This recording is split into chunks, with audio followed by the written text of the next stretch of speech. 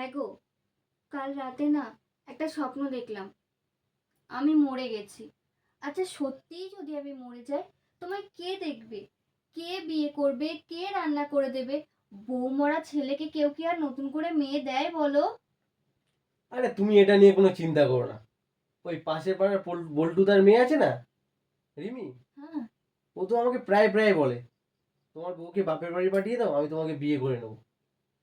আর ঝুমা বৌদি, ও তো আমার উপর পুরো ফিদা।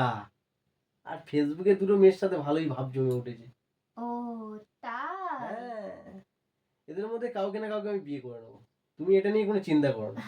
তাহলে তলে তলে জল এত দূর গড়িয়েছে। আমি কবে মরবো সেটা তো পরের কথা। আগে আমি যাই দরজাটা ভালো করে দিয়ে আসি। তোমার খাতির যত্ন করতে হবে তাই না?